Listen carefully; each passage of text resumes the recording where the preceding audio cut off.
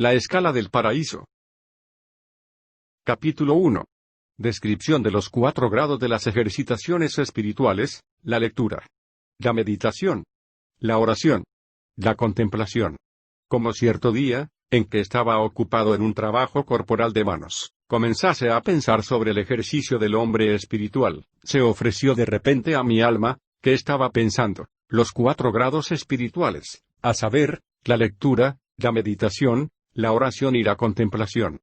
Esta es la escala de los claustrales, desde donde son trasladados al cielo, escalonada con pocos peldaños, y sin embargo de una grandeza inmensa e increíble, cuya parte inferior está fija en la tierra, la superior penetra las nubes, y escudriña los secretos de los cielos.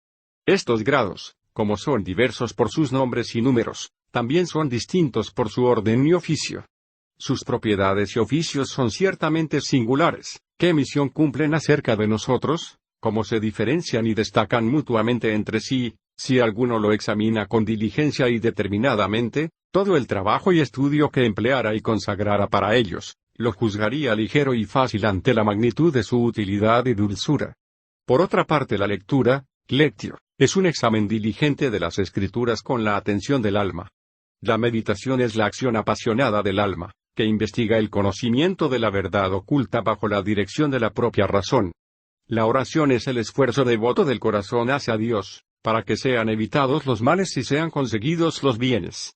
La contemplación de la mente es una elevación de la mente suspendida hacia Dios, que degusta los gozos de la dulzura eterna. Capítulo 2. Descripción de los 4 grados de los oficios. Asignadas las descripciones de los 4 grados, solo falta que veamos sus oficios. A saber, la lectura examina la dulzura de la vida feliz, la meditación la encuentra, y la oración la suplica, y llama, y la contemplación la degusta. Por eso el mismo Señor dice, buscad y encontraréis, llamad y se os abrirá. Buscad leyendo, y encontraréis meditando, llamad orando, y se os abrirá contemplando. La lectura, lectio, lleva a la boca como un alimento sólido, la meditación mastica y tritura, la oración adquiere el sabor, la contemplación es la misma dulzura, que deleita y refocila, la lectio, lectura, se detiene en la corteza, la meditación en la enjundia, la oración en la súplica del deseo, la contemplación en el deleite de la dulzura conseguida, y para que pueda verse más clara y expresivamente, propongo un ejemplo entre muchos. Oigo en la lectio, lectura, bienaventurados los limpios de corazón porque ellos verán a Dios. Ved ahí una palabra breve, pero suave y repleta de sentido, que ha suministrado para pasto del alma algo así como un racimo. Después que el alma lo ha examinado diligentemente, dice dentro de sí, puede que sea algo bueno, vaya a entrar en mi interior, para intentar si puedo tal vez entender y encontrar esta limpieza. En efecto, este asunto es precioso y los que lo entienden y poseen son llamados bienaventurados, porque a ellos se les promete la visión de Dios, que es la vida eterna, ensalzada por tantos testimonios de la Sagrada Escritura. Así pues, con el deseo de que esto le sea explicado más plenamente, comienza a masticar y a triturar esa vida eterna, y la pone como en el lagar, después mueve a la razón para investigar qué es, y cómo puede ser adquirida tan preciosa y deseable limpieza. Capítulo 3. Oficio de la meditación. La ciencia en los malos no es sabiduría. Por tanto, la meditación diligente que de verdad penetra, no se queda fuera, en la superficie de la lectura, pone su pie más alto, penetra las cosas interiores, y las examina una por una. Considera con atención que no dijo, bienaventurados los de cuerpo limpio, sino los de corazón, porque no es suficiente tener las manos inocentes de toda obra mala, sino que además seamos limpios en el alma de los pensamientos malos. Lo cual está confirmado por la autoridad del profeta que dice, ¿quién subirá al monte del Señor, o quién podrá estar en su recinto santo? El hombre de manos inocentes y de puro corazón. Asimismo considera cuánto deseaba esta limpieza del corazón el mismo profeta que oraba de este modo, crea en mí, oh Dios, un corazón puro. Y de nuevo, si hubiera tenido yo miras perversas en mi corazón, no me habría escuchado el Señor. Piensa cuán solícito era en esta custodia el santo Job que decía, yo hice un pacto con mis ojos, de ni siquiera fijarme en doncella. Ved cómo se vigilaba aquel varón santo, que cerraba sus ojos para no ver la vanidad, para no mirar tal vez incauto lo que luego podría desear involuntariamente. Después de que ha tratado esto consigo, y de este modo sobre la fuerza del corazón, comienza ahora a pensar en el premio. Cuán glorioso y deleitable será ver el rostro tan deseado del Señor, el más hermoso de los hijos de los hombres, que ya no está despreciado ni envilecido, que no tiene la forma con que le vistió su madre la sinagoga, sino que está vestido con la estola de la inmortalidad y coronado con la diadema con que le coronó su padre en el día de la resurrección y de la gloria, en el día que actuó el Señor. Piensa que en aquella visión estará toda la saciedad de la que dice el profeta, me saciaré cuando aparezca tu gloria. ¿No ves cuánto licor ha manado de un pequeño racimo, cuánto fuego ha nacido de una centellita, cuánto esa pequeña masa? Bienaventurados los limpios de corazón, porque ellos verán a Dios. Ha estirado en el yunque de la meditación. Pero, ¿cuánto más podría estirarse aún si alguien experto se encargase expresamente de tales materias? Ciertamente que el pozo es hondo, y yo como soy un inexperto en esta materia, apenas si he hallado un vaso con el que pueda extraer poquita cosa. Inflamada el alma con tales ardores y movida por esos deseos, quebrado el alabastro comienza a presentir la suavidad del ungüento, todavía no por el gusto, sino como por el olfato de la nariz. Y de esto deduce cuán suave sería sentir la experiencia de esta limpieza, en cuya meditación ha conocido que es en tal grado deleitosa. Y ahora, ¿qué hará?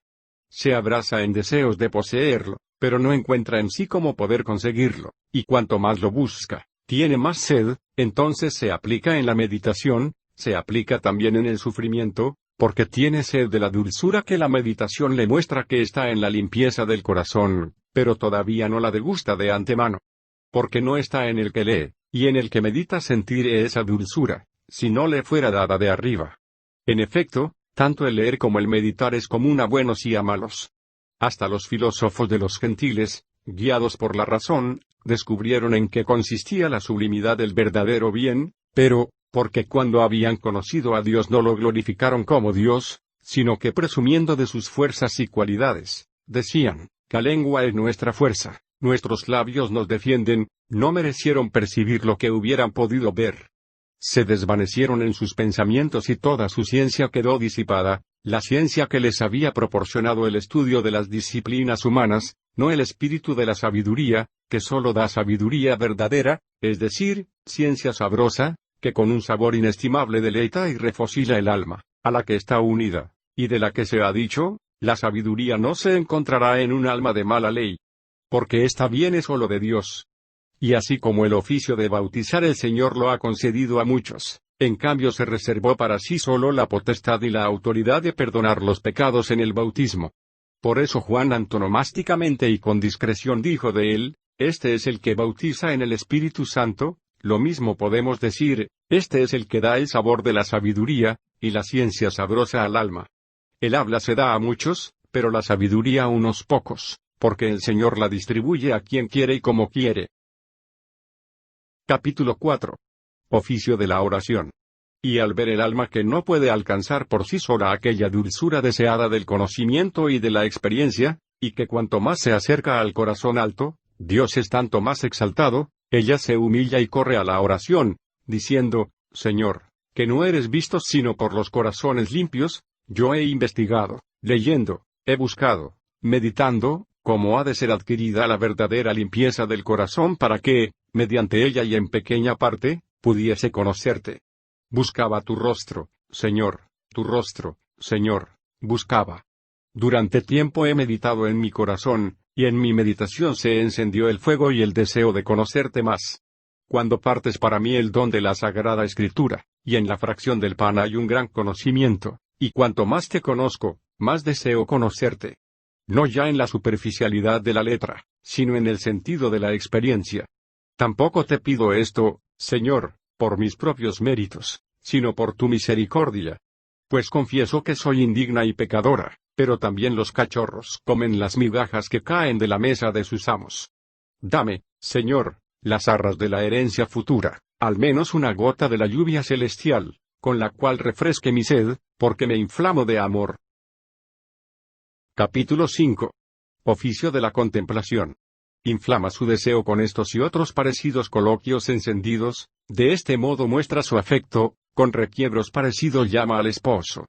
Y el Señor, cuyos ojos están puestos sobre los justos, y sus oídos no solo atienden a las preces, pero ni siquiera espera a que terminen sus mismas súplicas, sino que interrumpiendo el curso medio de la oración interviene presuroso, y acude presto al alma que lo desea, envuelto en el rocío de la dulzura celestial, perfumado con los mejores ungüentos recrea al alma fatigada, sustenta a la hambrienta, empapa a la reseca, y la hace olvidarse de las cosas terrenas, fortificándola admirablemente con la memoria de él, para vivificarla, embriagarla, y volverla sobria. Y así como en algunos oficios carnales, de tal modo es vencida la concupiscencia de la carne, que pierde todo uso de la razón, y el hombre se hace como un todo carnal, así con justicia en esta contemplación celestial de tal modo son consumidos y absorbidos los movimientos carnales por el alma que la carne en nada contradice al espíritu. Capítulo 6. Signos del Espíritu Santo que viene al alma. ¿Cómo sabemos, Señor, cuándo vas a hacer esto, y cuál es el signo de tu venida? ¿Acaso los suspiros y las lágrimas son los testigos y mensajeros de esta consolación y alegría? Si es así, es nueva esta antifrase y significación desusada. Porque, ¿cuál es el pacto del consuelo con los suspiros y de la alegría con las lágrimas? Con todo, si estas hay que llamar las lágrimas, y no más bien abundancia desbordante del rocío interior derramado del cielo, y purificación del hombre exterior como señal de la purificación interior, así como en el bautismo de los niños por la purificación exterior se significa y se figura a la purificación interior del alma, así por contra aquí la purgación interior precede a la purificación exterior.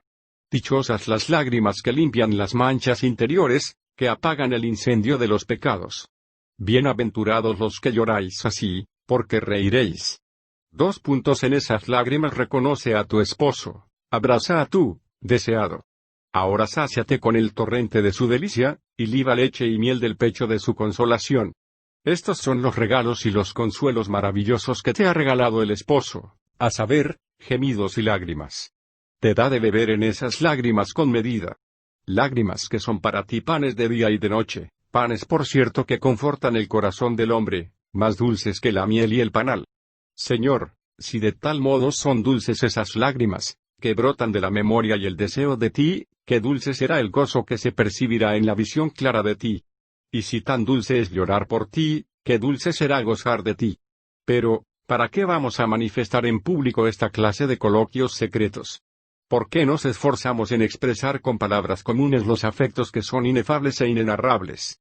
Los inexpertos no entienden nada de esto, a no ser que lo lean con mayor claridad en el libro de la experiencia, cuando los enseñe la misma unción. Y por otra parte la letra exterior no sirve de nada al que lee. Poco sabrosa es la lectura, de la letra exterior, si no recibe de corazón la glosa y el sentido interior. Capítulo 7. El secreto de la gracia. Alma, hace tiempo que venimos hablando. En efecto, qué bueno era estarnos aquí, y contemplar con Pedro y Juan la gloria del esposo, y permanecer largo tiempo con él. Si quisiera haríamos aquí no 2 ni 3 tabernáculos, sino uno solo, en el cual estuviésemos juntos, y juntos nos deleitaríamos. Pero ya dice el esposo, déjame, porque ya llega la aurora, ya has recibido la luz de la gracia y la visitación que deseabas. Por tanto, dada la bendición y mortificado el tendón del fémur, y cambiado el nombre de Jacob en Israel, por un poco tiempo se retira el esposo largo tiempo deseado, de repente oculto. Se oculta tanto de la visión predicha, como la dulzura de la contemplación, sin embargo permanece presente en cuanto al gobierno, en cuanto a la gloria, en cuanto a la unión. Capítulo 8. ¿Por qué se oculta así temporalmente? Pero no temas, esposa, ni desesperes ni estimes que eres despreciada, cuando por un poco tiempo el esposo te oculta su rostro. Todas estas cosas cooperan para tu bien, y por su venida y su retirada adquieres ganancia. Viene para ti y también se va para ti. Viene para tu consolación, y se retira para tu cautela. No vaya a ser que la grandeza de la consolación te ensoberbezca, no vaya a suceder que, si el esposo está siempre contigo, comiences a despreciar a tus compañeros, y atribuyas esta continua visitación no a la gracia, sino a la naturaleza. Pues el esposo da esta gracia a quien quiere y cuando quiere, no como es poseído por derecho hereditario. un proverbio vulgar dice que la excesiva familiaridad produce hastío. Luego se va, para que no sea tenido en poco quizá por demasiado asiduo, y ausente sea deseado con más amor, el deseado sea buscado con mayor avidez. El por largo tiempo buscado sea hallado por fin con mayor gratitud. Además, si nunca faltase aquí la consolación, que con relación a la gloria futura, que nos será revelada, es enigmática y en parte, creeríamos tal vez que aquí teníamos ciudad permanente, y buscaríamos menos la ciudad futura. Para que no sustituyamos el destierro por la patria, las arras por el valor verdadero apreciado. Viene el esposo y se va de nuevo, ya trayendo la consolación, ya cambiando todo nuestro entorno en debilidad, por un poco tiempo nos permite gustar cuán suave es, y, antes de que le sintamos plenamente, se oculta, y al modo como incitándonos sobre nosotros con las alas extendidas nos provoca para volar. Como si dijese, ved que gustáis un poco cuán suave y dulce soy, pero si queréis saciaros plenamente de esta dulzura, corred en pos de mí tras el olor de mis ungüentos, poniendo arriba los corazones, donde yo estoy a la derecha de Dios Padre. Allí me veréis no por espejo y en enigma sino cara a cara, y vuestro corazón gozará plenamente, y vuestro gozo nadie os lo quitará. Capítulo 9. Con qué cautela ha de portarse cada uno. Pero ten cuidado de ti, esposa, cuando el esposo se ausenta, no se ha ido lejos, aunque no le ves, sin embargo él te ve siempre, lleno de ojos por delante y por detrás, nunca puedes ocultarte de él. Tiene además en torno a ti a los espíritus como mensajeros suyos, exploradores sagacísimos, para que vean cómo te vuelves hacia él, cuando está ausente el esposo, y te acusan delante de él, cuando descubrieren en ti señales de lascivia, de hipocresía. El esposo es muy celoso. Si aceptaras tal vez otro amante, cuando procuras agradar a otros más que a él, al instante se aleja de ti, y se unirá a otros adolescentes. Este esposo es delicado, noble y rico, hermoso en su figura sobre los hijos de los hombres, y por eso solamente la que es hermosa puede ser digna de ser esposa suya. Si ve en ti mancha o arruga, al instante apartará sus ojos. Porque no puede tolerar inmundicia alguna. Por tanto, sé casta, sé pudorosa y humilde, para que así merezcas ser visitada con frecuencia por tu esposo. Me temo que no nos durará por mucho tiempo este coloquio, pero me empuja a ello una materia fértil a la vez que dulce, que yo no prolongaría espontáneamente, de no conocer con qué dulzura suya era atraído sin quererlo. Capítulo 10. Recapitulación. Cuán relacionados entre sí están los grados predichos. Por tanto, para que lo dicho más extensamente se vea todo en conjunto, y mejor unido, lo recogemos recapitulando en resumen todo lo dicho antes. Así advertidos con los ejemplos anteriores, podemos ver la relación entre los grados predichos, y como se preceden en el tiempo, de la misma forma se preceden en la causa, la lectio, lectura, viene la primera como fundamento y, propuesta la materia, nos introduce en la meditación. Y la meditación examina con diligencia qué se debe apetecer, y, como quien cava, encuentra y descubre el tesoro, pero como no lo puede obtener por sí mismo, nos remite a la oración. La oración, que con todas las fuerzas se eleva hacia el Señor, pide el tesoro deseado, que es la suavidad de la contemplación. Y ésta, en llegando, recompensa el trabajo de los 3 grados precedentes, mientras embriaga al alma sedienta con el rocío de su dulzura celestial.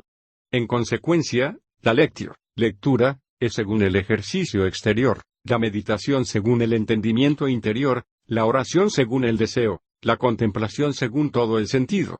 El primer grado es el de los que comienzan, el segundo es el de los que progresan, el tercero el de los devotos, y el cuarto el de los elegidos. Es decir que estos grados están concatenados entre sí, y se ayudan mutuamente con asistencia subsidiaria, porque los grados precedentes poco o nada aprovechan sin los siguientes, y los siguientes sin los precedentes raramente o nunca pueden tenerse. Efectivamente, ¿de qué sirve ocupar el tiempo con la lectio, lectura, continua, pasar el tiempo leyendo las gestas y escritos de los santos, si no le sacamos también el jugo, masticándolas y rumiándolas y, después de tragarlas, las transmitimos hasta lo íntimo del corazón, para que por ellas consideremos diligentemente nuestra situación, y pongamos interés en hacer las obras de aquellos cuyos hechos deseamos releer? Pero, ¿cómo vamos a pensar todo esto o cómo podremos evitar que, meditando las cosas falsas o vanas, no traspasemos los límites que los santos padres han dejado establecidos, a no ser que antes seamos instruidos acerca de estas cosas por la lectura o por el oído. Por cierto que el oído pertenece de algún modo a la lectura. Por lo cual solemos decir que no solo hemos leído los mismos libros que leemos para nosotros mismos o para otros, sino también aquellos que hemos oído de nuestros maestros. Además, ¿qué aprovecha al hombre, si por la meditación ve lo que debe hacer, si no se ve fortalecido con la ayuda de la oración y con la gracia de Dios para conseguirlo? Puesto que toda dádiva buena y todo don perfecto baja del cielo, del Padre de los astros, sin lo cual no podemos hacer nada, sino que Él mismo hace las obras en nosotros, aunque no completamente sin nosotros. Porque somos cooperadores de Dios, como dice el apóstol. Supuesto que Dios quiere que le pidamos, y que al que llega, llama y está aguardando la puerta, le abramos en regazo de nuestra voluntad, y le acojamos. Esta acogida exigía de la samaritana, cuando le decía, llama a tu marido, como si le dijera, quiero infundirte la gracia, tú emplea el libre albedrío, si conocieras el don de Dios, y quién es el que te dice dame de beber, tú le pedirías a él agua viva. Oído esto, la mujer como instruida por la lectura, meditó en su corazón que sería bueno y útil para ella tener esa agua. Encendida, pues, por el deseo de tenerla, se convierte a la oración, diciendo, Señor, dame esa agua para no tener más sed, ni venir aquí a sacar el agua. Ved que la escucha de la palabra del Señor y la meditación consiguiente sobre eso la movieron a orar. Porque, ¿cómo habría sido diligente para pedir, si antes no la hubiese encendido la meditación? ¿O, qué le habría ahorrado la meditación precedente si la oración siguiente no hubiese impetrado lo que mostraba tan apetecible?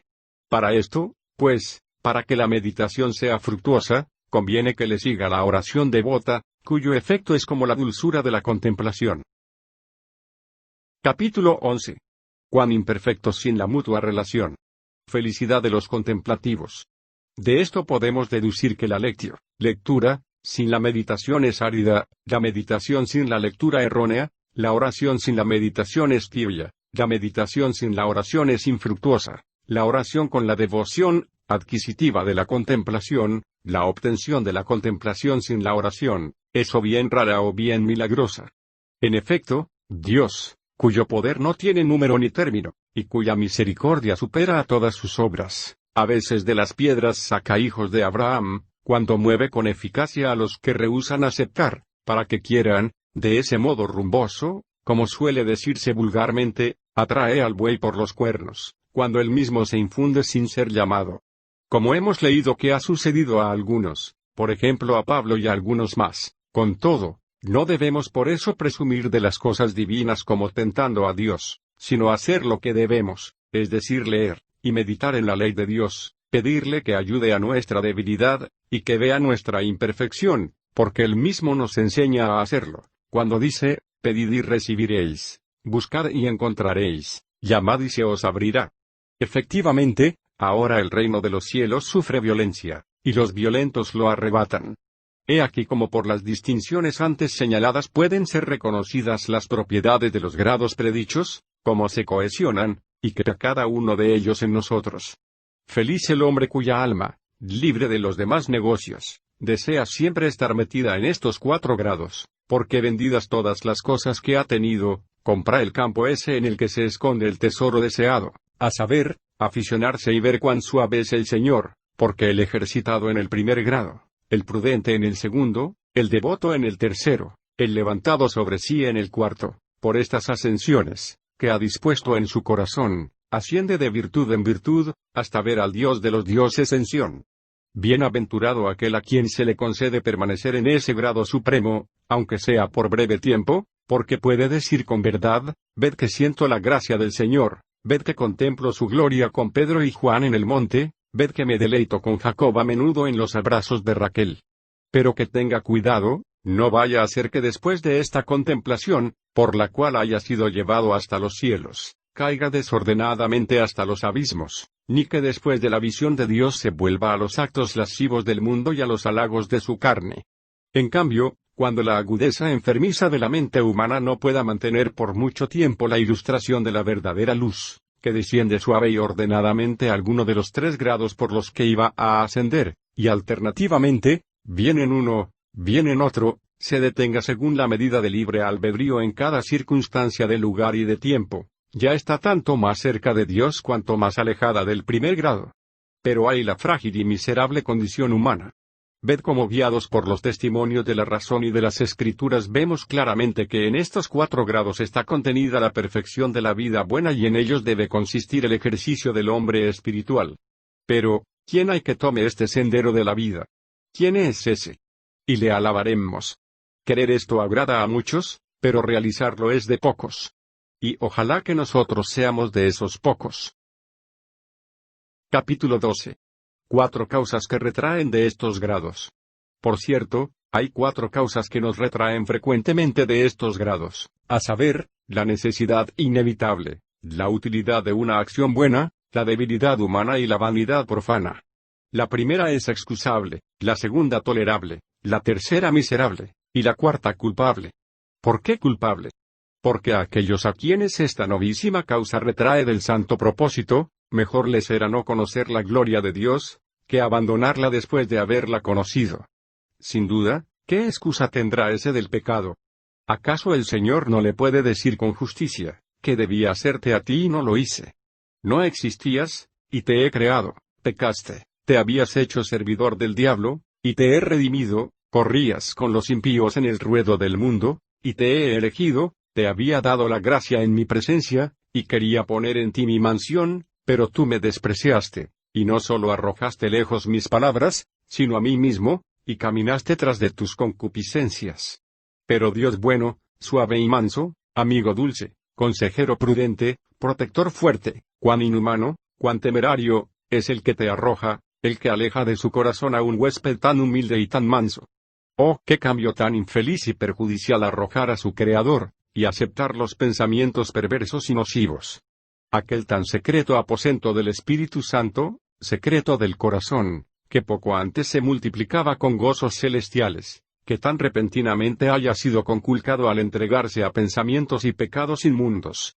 Todavía están presentes en el corazón los vestigios del reposo, y ya se entrometen los deseos adulterinos. Muy inconveniente e indecoroso es que los oídos que solo han oído palabras que al hombre no le es lícito decir, tan pronto se aficionen a escuchar fábulas y a oír calumnias y apostasías, que los ojos, que fueron bautizados solo con lágrimas sagradas, de repente se conviertan y entreguen a las vanidades, que la lengua, que solo había entonado dulces epitalamios, que habían reconciliado con sus palabras encendidas y persuasorias a la esposa con el esposo, y la había introducido en su bodega, que se vuelva de nuevo a los vanos coloquios, a las socarronerías, a urdir engaños y a las detracciones. Aparta todo esto de nosotros, Señor. Pero si tal vez por fragilidad humana resbalamos a cosas semejantes, que no desesperemos, sino que nuevamente acudamos al médico clemente, que levanta de la tierra al desvalido, y alza de la basura al pobre, y el que no quiere la muerte del pecador, nos curará y sanará de nuevo. Ya es tiempo de que pongamos fin a la carta. Oremos, pues, a Dios para que los impedimentos, que nos retraen de su contemplación, nos los mitigue en la vida presente, y nos los quite completamente en el futuro, para que, por los grados que hemos tratado, nos conduzca de virtud en virtud, hasta que veamos al Dios de los dioses en Sión, donde los elegidos percibirán la dulzura de la contemplación divina no gota a gota, y con interrupciones, sino que, repletos del torrente de delicias, tendrán un gozo sin fin, que nadie les quitará, y una paz inmutable, que es la paz eterna en él. La dialéctica. La dialéctica es la ciencia del correcto discutir. Ahora bien, discutimos siempre con palabras. Las palabras o son simples o son adjuntadas. Son simples las que significan una única cosa, como cuando decimos hombre, caballo, discusión, corre. No te extrañe que discusión, aunque esté compuesta de 2 elementos, esté incluida entre las palabras simples. En efecto, la cosa se esclarece con una definición. Se ha dicho que es simple la palabra que significa una sola cosa. Por ello incluimos esta palabra dentro de esa definición en la que no entra hablo, cuando decimos hablo. Pues, aunque se trata de una única palabra, no tiene un significado simple, porque significa también a la persona que habla. Por tanto, ya está sujeta a la verdad o a la falsedad, pues puede ser negada o afirmada. Por consiguiente, toda primera o segunda persona de un verbo, aunque se enuncie por separado, será contada entre las palabras compuestas, las que no tienen un significado simple. Porque todo el que dice camino hace que se piense en el acto de caminar y en sí mismo, que camina. Y todo el que dice camina significa de igual manera lo que hace y a quien lo hace. En cambio, quien dice camina no significa otra cosa que el acto mismo de caminar. Por ello, la tercera persona de un verbo se cuenta siempre entre las palabras simples, y todavía no puede ni ser afirmada o negada, a no ser que se trate de palabras tales que necesariamente vaya adherida a ellas, en el modo habitual de hablar, la indicación de la persona. Es el caso cuando decimos llueve o nieva, aunque no añadamos quien lleve o nieva, como está sobreentendido, no pueden contarse entre las palabras simples. Son palabras adjuntadas las que, conectadas entre sí, significan varias cosas, como cuando decimos un hombre camina, o un hombre camina presuroso hacia el monte, o algo similar. Pero, entre las palabras adjuntadas, unas contienen un enunciado completo, como los ejemplos puestos, otras no lo incluyen, pero están requiriendo una palabra que le dé sentido completo, como los ejemplos puestos, si les quitas el verbo camina. En efecto, aunque un hombre presuroso hacia el monte son palabras adjuntadas, lo enunciado queda en suspenso. Dejadas, pues, de lado estas palabras que no contienen un enunciado completo, quedan las palabras adjuntadas que sí lo contienen. De estas, a su vez, hay dos tipos. Pues o contienen un enunciado sujeto a la verdad o a la falsedad como, por ejemplo, todo hombre camina, o todo hombre no camina y cualquier otra por el estilo, o el enunciado es tal que, aunque efectúe la intención de la mente, no se puede afirmar ni negar. Es el caso cuando mandamos, cuando deseamos, cuando maldecimos, o decimos algo semejante. En efecto, si alguien dice vete a la granja, u ojalá vaya a la granja, o que los dioses lo quiten de en medio, no se puede demostrar que miente, ni creer que diga la verdad, pues nada afirmó o negó. Por tanto, tales enunciados no plantean una cuestión que requiera a alguien que discuta sobre ella. En cambio, los que requieren una discusión no son simples o son adjuntados. Son simples los que se enuncian sin conexión con otra oración, como cuando decimos todo hombre camina.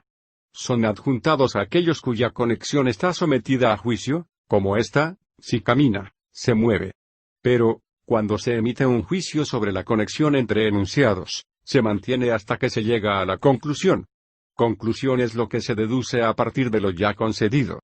Lo que digo es esto: quien afirma si camina, se mueve quiere probar algo, de manera que, concedido que es verdad que si camina, se mueve, le queda por probar que es verdad que camina, siguiéndose la conclusión que ya no puede negarse, esto es, que se mueve, o le queda por mostrar que no se mueve para llegar a la conclusión, que asimismo no puede no concederse, o sea, que no camina. A su vez, si quiere decir de esta otra manera, este hombre camina, se trata de una oración simple, si yo la concedo y él añade otra, y si yo la concedo también. De esta asociación de enunciados, aunque expresados y concedidos por separado, se sigue una conclusión que ha de concederse necesariamente, esto es, por tanto, este hombre se mueve. Establecidas de forma breve estas cosas, consideremos cada una de las partes. Pues hay dos primeras partes, una referida a las palabras que se dicen de manera simple, en las que se halla como la materia de la dialéctica, otra, referida a las palabras que se llaman adjuntadas, en las que aparece ya, por así decir, sus resultados. La parte que trata de las palabras simples se denomina tratado del habla. A su vez, la parte que trata sobre las palabras adjuntadas se divide en tres partes. Dejamos de lado la copulación de palabras de las que no resulta un enunciado completo. La copulación de palabras de la que resulta un enunciado completo que aún no plantea ninguna cuestión ni reclama a quien discuta sobre ella se denomina tratado de la elocución. En cambio, la copulación de palabras que tiene sentido hasta el punto que el juicio versa sobre enunciados simples, se denomina tratado sobre el enunciado. La copulación de palabras que contiene un enunciado en el que el juicio versa también sobre la conexión dentro del enunciado mismo hasta llegar a una conclusión, se denomina tratado sobre la conclusión en los enunciados. Expliquemos, pues, de forma más precisa cada una de estas partes. Una palabra es un signo de cualquier cosa, proferido por el hablante, que puede ser entendido por un oyente. Una cosa es todo aquello que es percibido por la inteligencia, o por los sentidos, o queda oculto. Un signo es lo que se manifiesta a sí mismo al sentido y, además de sí mismo, muestra algo a la mente. Hablar es dar un signo con voz articulada. Llamo voz articulada a lo que puede ser expresado con letras. Pero si he definido correctamente todo lo que he definido y si hay que seguir definiendo hasta las palabras de la definición, lo indicará el lugar en que se trata de la disciplina del definir. De momento, acoge con atención lo que nos ocupa. Toda palabra tiene un sonido. De hecho, cuando aparece en un escrito, no es una palabra, sino un signo de una palabra.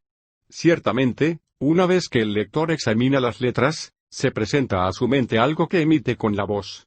En efecto, ¿qué otra cosa, sino a sí mismas, muestran a los ojos las letras escritas y, aparte de ellas mismas, las voces a la mente? Poco antes dijimos que un signo es lo que se manifiesta a sí mismo al sentido y que, además de sí mismo, manifiesta algo a la mente. En consecuencia, las que leemos no son palabras, sino signos de palabras. Pero ¿cómo? Siendo la letra misma la fracción mínima de una voz articulada, abusamos de este vocablo si lo llamamos letra también cuando la vemos escrita, aunque está completamente silenciosa, y no aparezca ninguna parte de la voz sino un signo de una parte de la voz. De igual manera se llama palabra cuando está escrita, aunque se manifieste el signo de la palabra, es decir, el signo de la voz portadora del significado, no la palabra. Por tanto, como había comenzado a decir, toda palabra tiene un sonido. Pero el hecho de tener un sonido no guarda relación alguna con la dialéctica. De hecho, del sonido de la palabra se trata cuando se pregunta o se constata con qué disposición de las vocales es más suave o con qué combinación de ellas es más abierto, y, respecto de las consonantes, introduciendo cuáles se hace suave o acumulando cuántas se hace más áspero. Asimismo, la pregunta sobre cuántas y cuáles son las sílabas de que consta la palabra, dónde cae el ritmo poético y el acento lo consideran los gramáticos como asuntos solo de oídos. Y, sin embargo, cuando se discute sobre estas cosas, no se sale de la dialéctica, pues la dialéctica es la ciencia de la discusión. Pero las palabras son signos de cosas precisamente cuando de ellas reciben valor, mientras que aquellas de las que se discute aquí son signos de palabras. En efecto, dado que no podemos hablar de palabras sino con palabras, y dado que cuando hablamos no hablamos sino de ciertas cosas, se presenta a la mente que las palabras son signos de palabras tales que no dejan de ser cosas. Pues cuando la palabra sale de la boca, si sale a causa de sí misma, es decir, si se pregunta o se discute algo acerca de la palabra misma, es ciertamente una cosa sujeta a discusión y a cuestionamiento. Pero esa misma cosa se llama palabra. Mas todo lo que acerca de la palabra percibe no el oído, sino la mente y queda incluido en la misma mente se denomina decible. En cambio, cuando la palabra sale no por razón de sí misma sino para significar alguna otra cosa, se denomina dicción. Pero la cosa misma, que ya no es palabra, ni concepto mental de una palabra, sea que tenga palabra con la que pueda ya ser significada, sea que carezca de ella, no se la denomina sino cosa, pero ya con nombre propio. Reténganse y distínganse, por tanto, estas cuatro cosas: palabra, decible, dicción, cosa. Lo que he denominado palabra es una palabra y significa la palabra.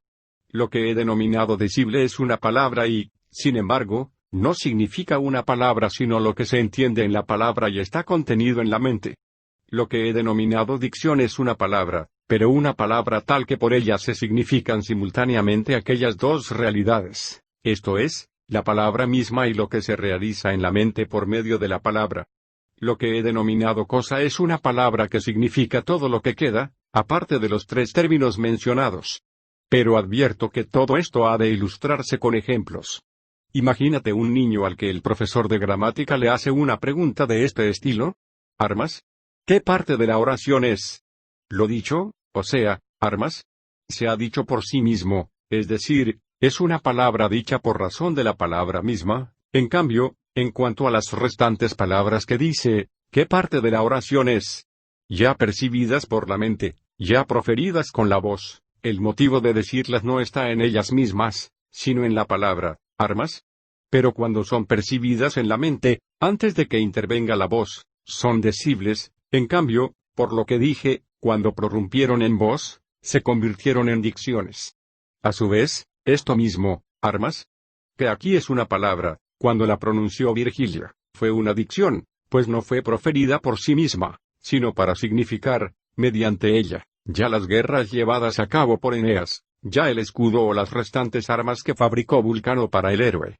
A su vez, las mismas guerras o armas, sostenidas o llevadas por Eneas, las mismas, repito, que se veían cuando se combatían y existían, y que, si ahora existieran, podríamos o mostrar con el dedo, o tocar y que, en el caso de que no se pensaran, no por eso se hacía que no hubieran existido, esas mismas guerras y armas por sí mismas no son ni palabras, ni decibles, ni dicciones, sino que son cosas que se denominan cosas ya con nombre propio. Así, pues, en esta parte de la dialéctica hemos de tratar de las palabras, de las dicciones, de los decibles, de las cosas. Aunque en todas estas nociones en parte se significan palabras, en parte no, nada hay, sin embargo, de lo que no sea necesario discutir con palabras. Por tanto, discutamos primero sobre las palabras, que posibilitan la discusión sobre lo demás. Por tanto, cualquier palabra, exceptuado su sonido, discutir correctamente sobre el cual cae dentro de las capacidades del dialéctico, aunque no pertenezca a la disciplina dialéctica, del mismo modo que las defensas de Cicerón caen ciertamente dentro de las posibilidades de la retórica, pero la retórica misma no se enseña con ellas, por tanto, dejando de lado el hecho de que tiene un sonido, toda palabra plantea necesariamente cuatro cuestiones: su origen, su valor, su declinación, su disposición. Se investiga el origen de la palabra cuando se pregunta por qué se dice de esa manera, cuestión que, según mi criterio, peca de curiosidad y no es tan necesaria. Y, si me agradó decir esto, no fue por el hecho de que también Cicerón era del mismo parecer. En efecto, ¿quién necesita recurrir a una autoridad en cosa tan evidente? Porque, aunque explicar el origen de la palabra fuese verdaderamente de gran ayuda, sería de poco juicio entrar en un camino cuyo recorrido no conoce término. ¿Quién, efectivamente, podrá descubrir por qué se dice de esa manera cualquier cosa que se diga? A esto se añade que, como sucede con la interpretación de los sueños, el juicio sobre el origen de las palabras depende de la medida del ingenio de cada uno. He aquí, en efecto, que alguien considera que a las palabras se las llama de esa manera por el hecho de que, digámoslo así, golpean el oído. Mejor, dice otro, porque golpean el aire. Pero, ¿qué nos importa eso? La cuestión carece de todo interés, porque uno y otro derivan el origen de esta palabra de verberare.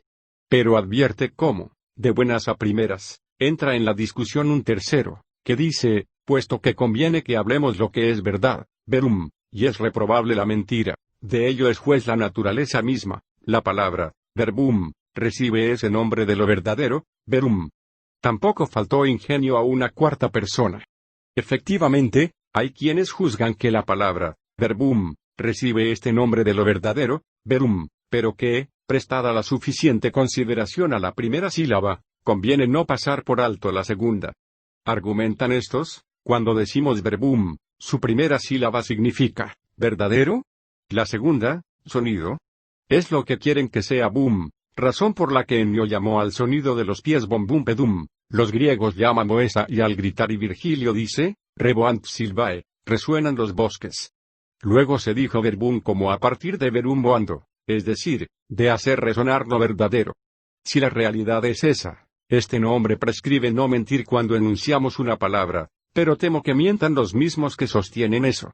Por tanto, ya es incumbencia tuya juzgar si hemos de pensar que se dijo verbum a partir de verberare, o de solo verbum, o de verum boando, o sí, más bien, no hemos de preocuparnos de dónde proviene, una vez que hayamos entendido lo que significa. Con todo, quiero que aceptes haber tratado de paso y brevemente este tema, esto es, el origen de las palabras, para no dar la impresión de que hemos omitido parte alguna de la tarea emprendida. Los estoicos, de los que en relación con este tema se burla Cicerón como suele hacerlo él, sostienen que no existe palabra alguna de la que no se pueda presentar un origen cierto. Refutarlo resultó fácil, bastando decir que es un recorrido que no tiene término, pues, sean las que sean las palabras a partir de las cuales interpretas el origen de otra palabra, se te pedirá a su vez el origen de ellas. Ante este argumento, sostienen que la búsqueda ha de durar hasta llegar al punto en que una cosa se adecue por alguna semejanza al sonido de la palabra. Es el caso cuando hablamos del tintineo del bronce, del relincho de los caballos, del balido de las ovejas, del son de las trompetas, del estridor de las cadenas. De hecho, percibes que estas palabras suenan como las cosas que se significan con ellas. Pero, si se trata de cosas que no tienen sonido, sostienen que en ellas tiene valor la semejanza a partir del tacto, de modo que, si tocan este sentido de forma suave o áspera, la suavidad o la aspereza de las letras da origen al nombre de las cosas en conformidad con el modo como afecta al sentido, por eso decimos suave cuando suena suavemente. Por otra parte, quien no juzga áspera la aspereza también en razón del nombre mismo. Decir voluptas, placer, resulta suave a los oídos, y decir crux, cruz, áspero. Así las cosas mismas afectan según son sentidas las palabras. Miel es tan suave al oído por su nombre como la cosa misma es sabrosa al gusto. Agrio es áspero para uno y otro sentido. Lana y zarza son palabras que afectan del mismo modo al oído y al tacto. Tal creyeron los estoicos, que era, por así decir, la cuna de las palabras, la concordancia de la sensación que producían las cosas con la sensación que producían sus sonidos. A partir de aquí, la licencia para poner nombres habría avanzado hasta la semejanza de las cosas mismas entre sí, de modo que, si la cruz fue llamada de esa manera en atención a la palabra, pues la aspereza de la palabra misma concuerda con la aspereza del dolor que produce la cruz, crura, piernas. En cambio, recibieron este nombre, no por la aspereza del dolor, sino porque, entre los restantes miembros, son, por su longitud y dureza, las más semejantes al madero de la cruz. De ahí se llegó al abuso consistente en usurpar el nombre no de una cosa semejante, sino, por así decir, cercana. Pues, ¿qué tienen de semejante el significado de parvum, pequeño, y de minutum, disminuido, si puede ser pequeño no solo lo que no ha disminuido nada, sino que hasta ha crecido algo? Con todo, debido a cierta cercanía, decimos minutum por parvum. Pero este uso abusivo de una palabra es potestad de quien habla, que se sirve de parvum para no decir minutum. Con lo que ahora queremos mostrar cuadra sobre todo el que, cuando en vez de baños, balneis, se dice piscina, piscina, en la que no hay ni peces ni nada semejante a los peces, parece, no obstante, que ha recibido su nombre de peces, debido al agua en que está la vida para los peces. No se trata, pues, de un vocablo transferido por su semejanza, sino usurpado por cierta cercanía.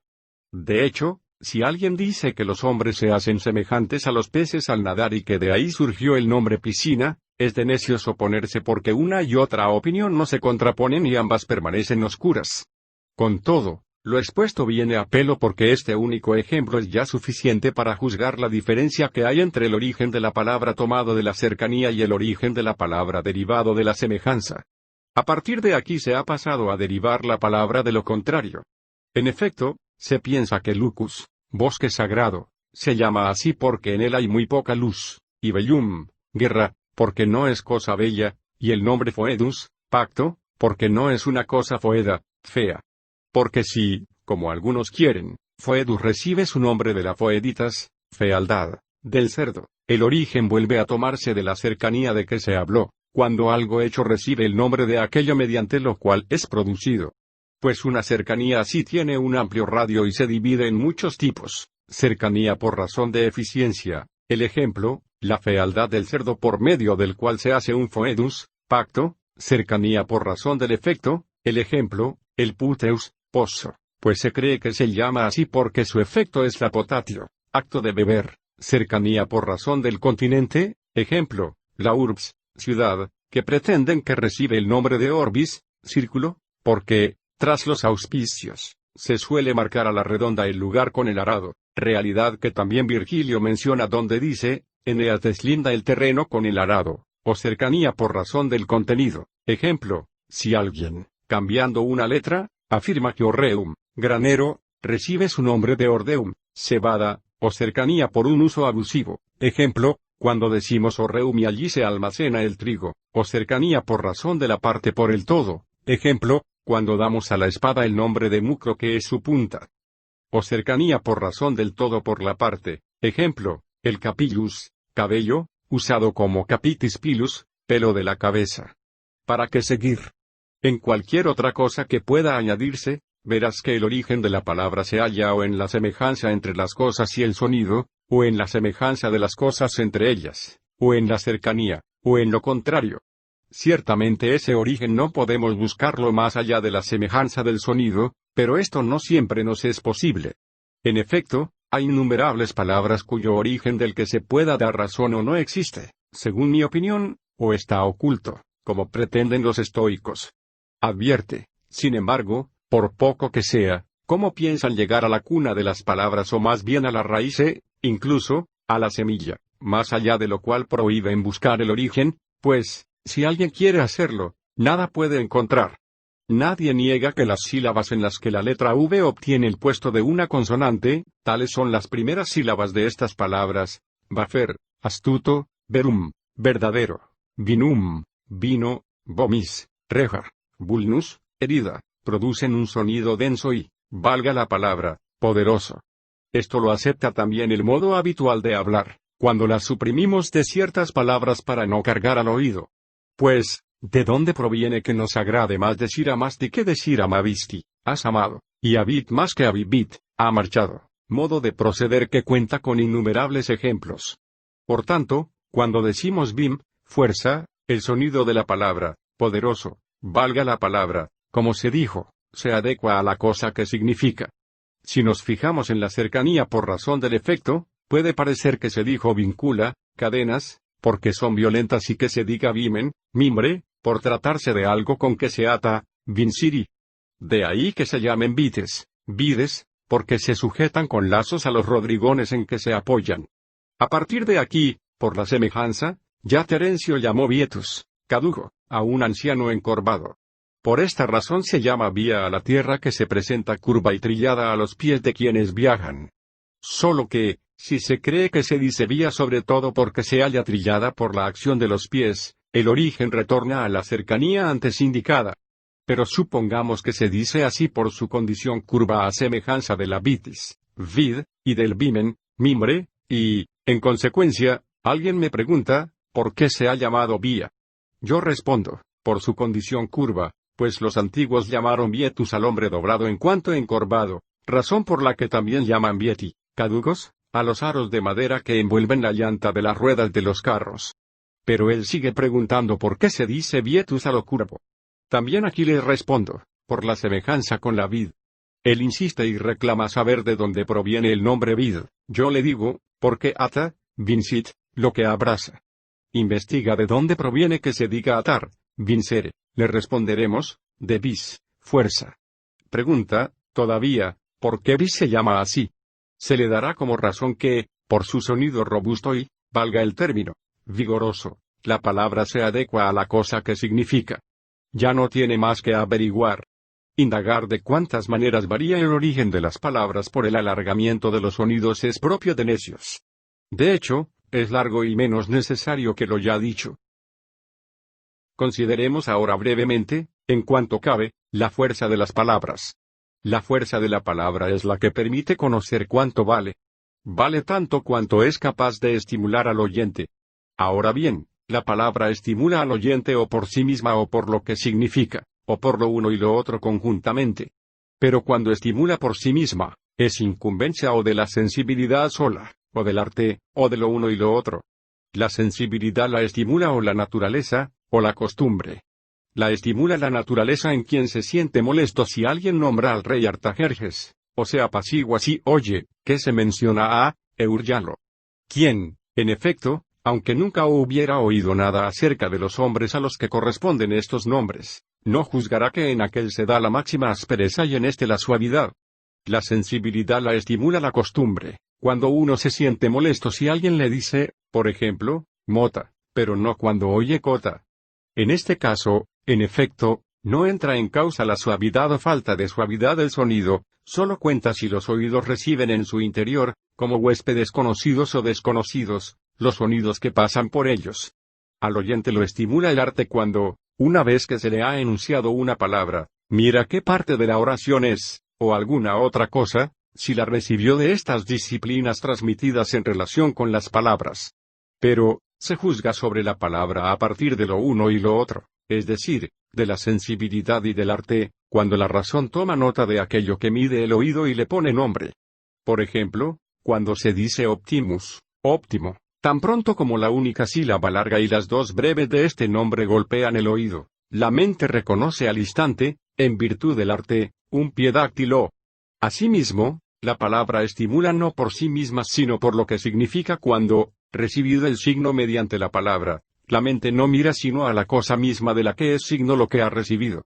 Es el caso cuando, nombrado Agustín, quien me conoce no piensa sino en mí, o, si tal vez oye este nombre quien no me conoce o conoce a otro que se llama Agustín, le viene a la mente cualquier otro hombre.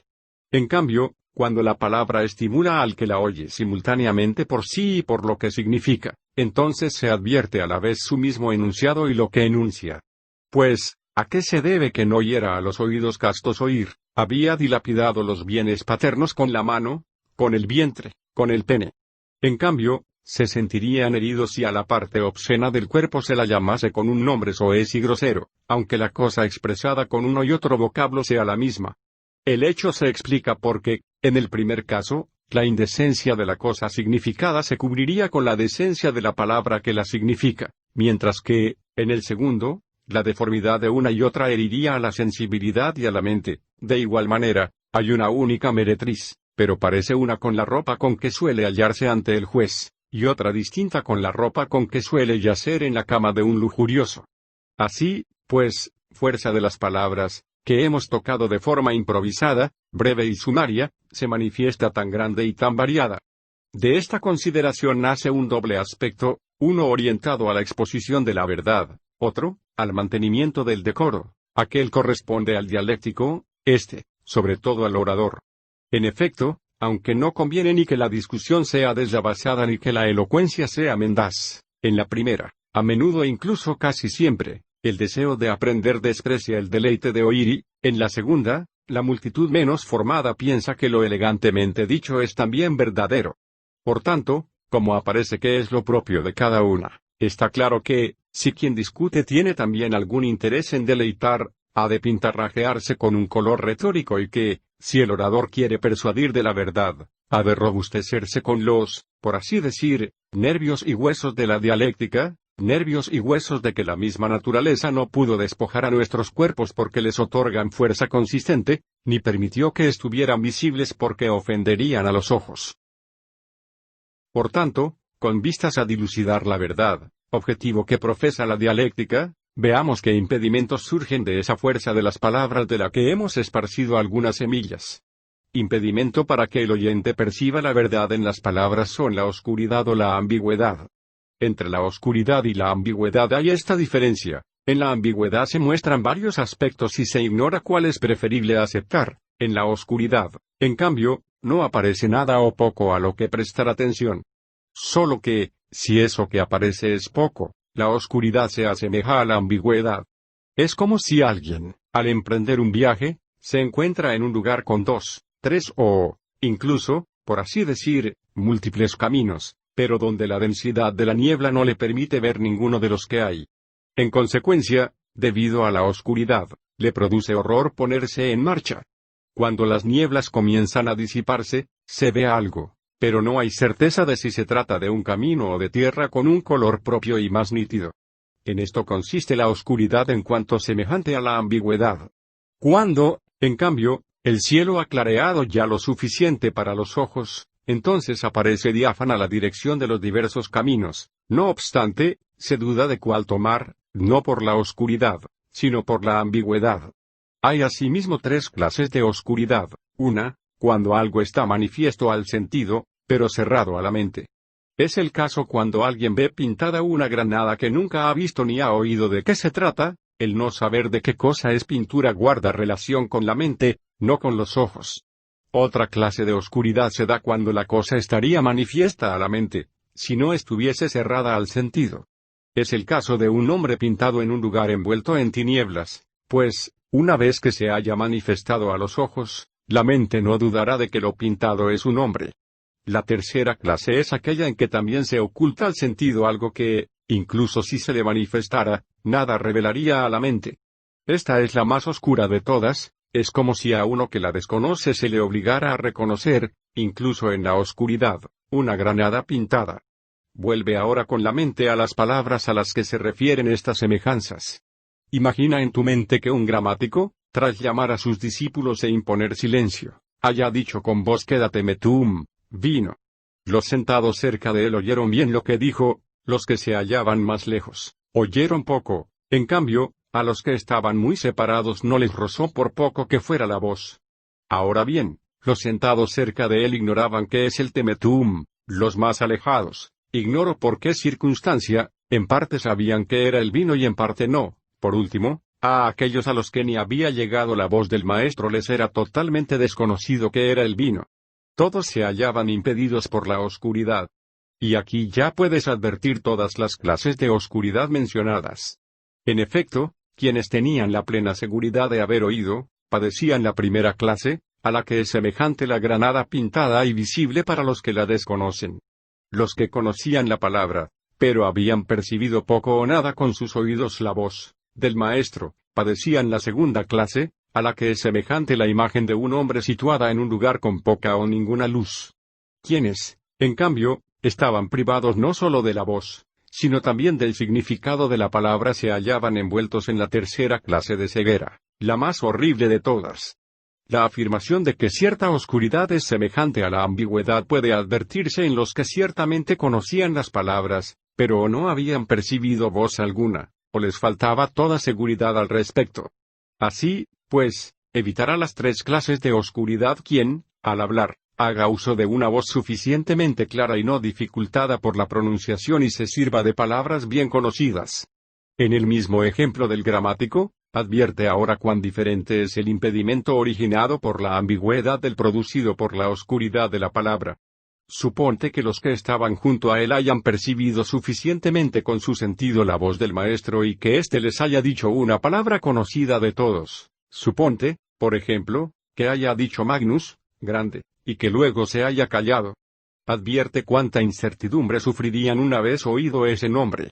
Incertidumbre sobre si iba a preguntar qué parte de la oración es, o, en relación a la métrica, qué pies es, o, en relación con la historia, por ejemplo, cuántas guerras combatió el gran Pompeyo, o si, para encarecer la poesía, iba a decir, Virgilio es un gran poeta y prácticamente el único, o si, para reprochar a los alumnos su negligencia, iba a descolgarse luego con palabras como estas, una gran indolencia por los estudios se ha apoderado de vosotros.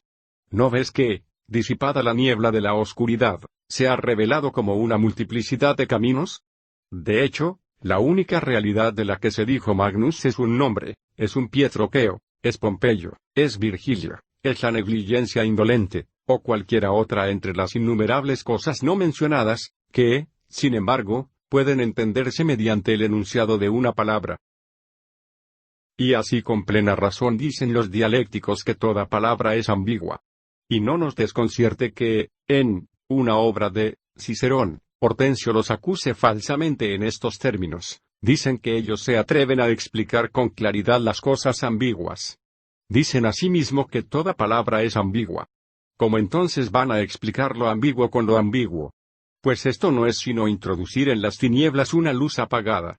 Es verdad que no le ha faltado chispa y astucia al decirlo, pero esto es lo que, en otra obra del mismo Cicerón, dice Escévola a Antonio, y, a la postre, como dejas la impresión de que los sabios hablan con elocuencia, la dejas también de que los necios hablan con verdad. Pues, ¿qué otra cosa hizo Hortensio en aquel pasaje sino esparcir tinieblas entre los inexpertos, con agudeza de ingenio y un gracioso discurso, como si se tratase de una bebida pura y agradable? En efecto, lo afirmado, esto es, que toda palabra es ambigua, está dicho respecto de cada palabra singular. Ahora bien, las palabras ambiguas se explican mediante la discusión y nadie ciertamente discute con palabras singulares. Así, pues, nadie explicará las palabras ambiguas con palabras ambiguas. Y, sin embargo, puesto que toda palabra es ambigua, nadie explicará la ambigüedad de las palabras más que con palabras, pero ahora con palabras adjuntadas, que no serán más palabras ambiguas. Igual que si dijese, todo soldado es bípedo, de ahí no se seguiría que la cohorte conste ciertamente de soldados bípedos, Cuando digo que toda palabra es ambigua, tampoco digo que lo sea la oración, ni que lo sea la discusión, aunque se trencen con palabras. Así, pues, toda palabra ambigua será explicada en una discusión no ambigua. Veamos ahora las clases de ambigüedades.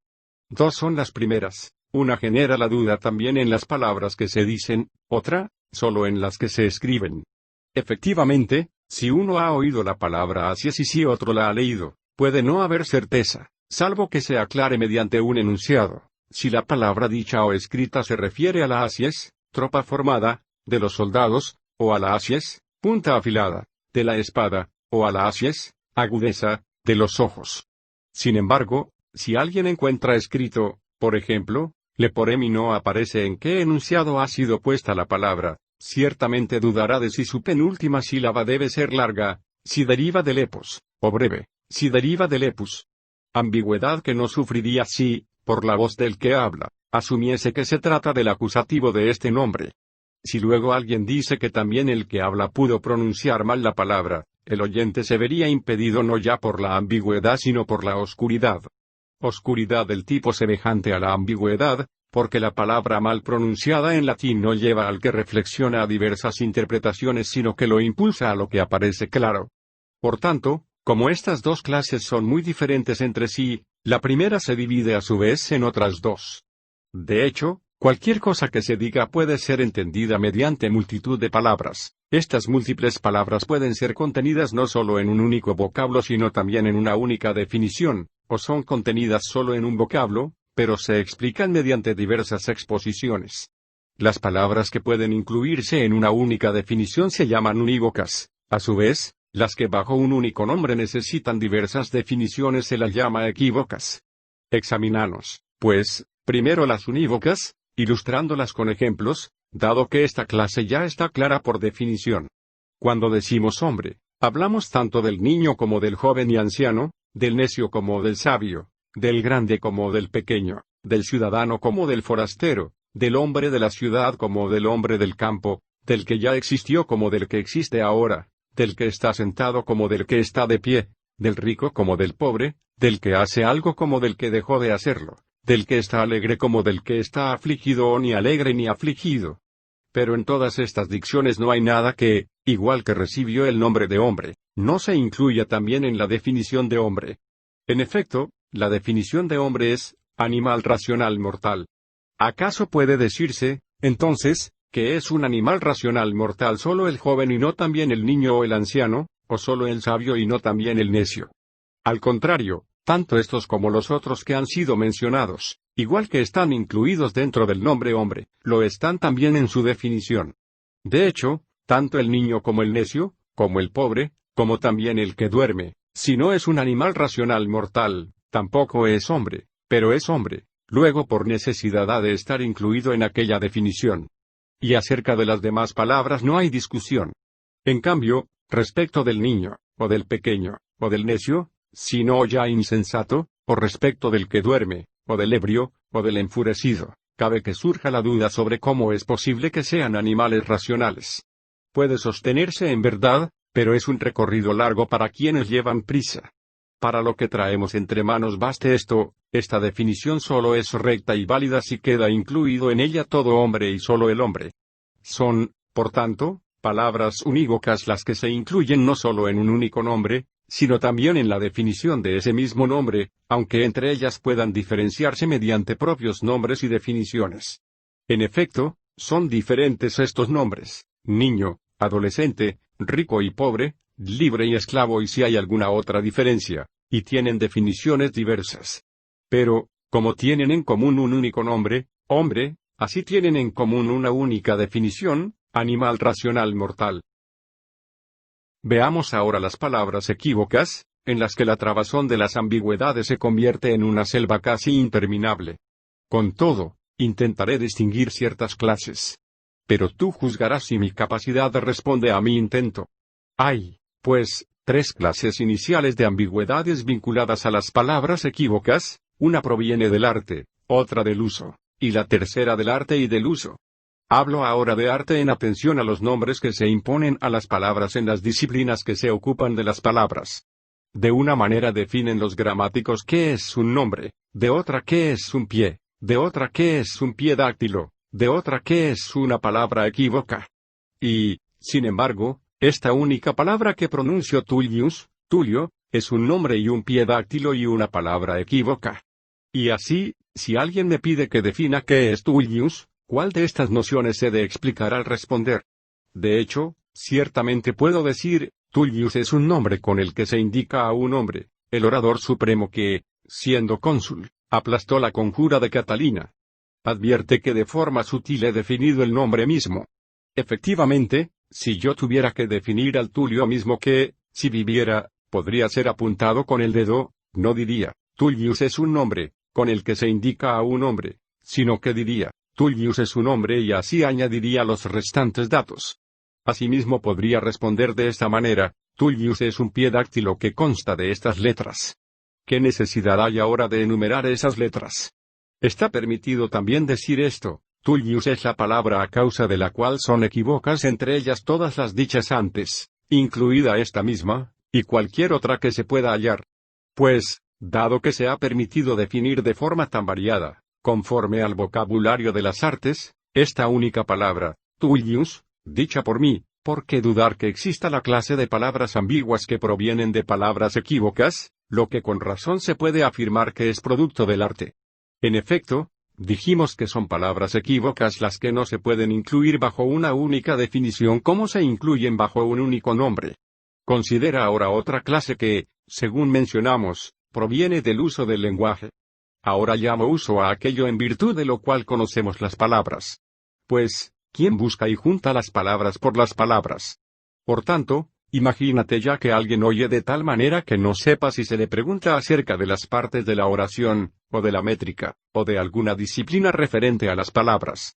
Con todo, cuando se dice Tullius aún puede verse impedido por la ambigüedad de las palabras equívocas.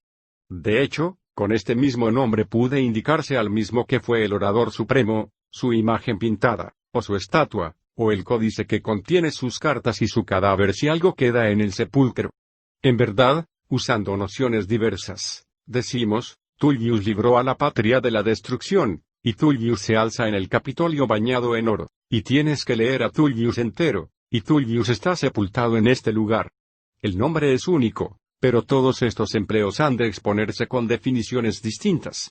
Esta, pues, es la clase de palabras equívocas en la que la ambigüedad no surge de una disciplina relacionada con las palabras sino de las mismas cosas significadas. Pero si lo uno y lo otro confunde al que oye o al que lee, sea lo que se dice que proviene del arte sea lo que se dice que proviene del modo habitual de hablar, ¿no habrá motivo para enumerar una tercera clase? Un ejemplo de ello aparece sin duda más claro en un enunciado, como si alguien dijera, muchos escribieron en metro dactílico, como Tullius. Pues aquí resulta incierto si Tullius se propone como ejemplo de un pie dáctilo o de un poeta dactílico, posibilidades tomadas, la primera del arte y la segunda del modo habitual de hablar. Pero acontece también en las palabras simples, igual que si un gramático pronunciara esta palabra a los discípulos que le escuchan, según dijimos antes. En resumen, puesto que estas tres clases difieren entre sí por razones manifiestas, la primera clase se divide, a su vez, en dos. En verdad, de todo lo que origina ambigüedad a partir del arte, una parte puede proponer como ejemplo para el caso concreto, otra parte no puede. De hecho, una vez que haya definido nomen, nombre, puedo poner esta misma palabra como ejemplo, lo que llamo nomen es ciertamente un nombre, pues, conforme a lo que es norma en los nombres, se declina según los casos cuando decimos nomen, nominis, nomini, etc. De igual manera, cuando defino qué significa un pie dáctilo, esta misma palabra puede servir de ejemplo. Efectivamente, cuando decimos dactylus, dáctilo pronunciamos una sílaba larga y luego dos breves. Pero, al definir qué significa adverbium, adverbio, no cabe poner esta misma palabra como ejemplo.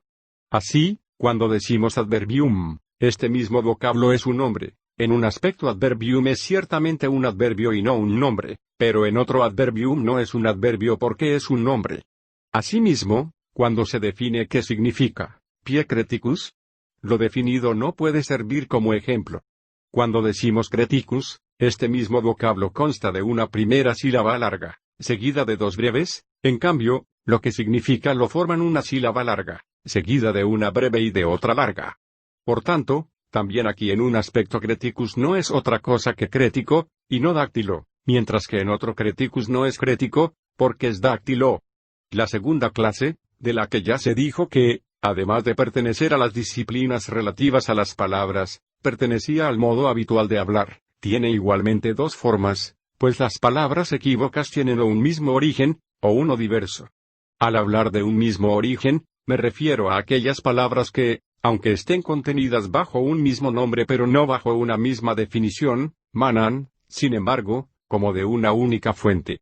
Es semejante al caso propuesto de Tullius, que puede entenderse como un hombre, y como una estatua, y como un libro, y como un cadáver.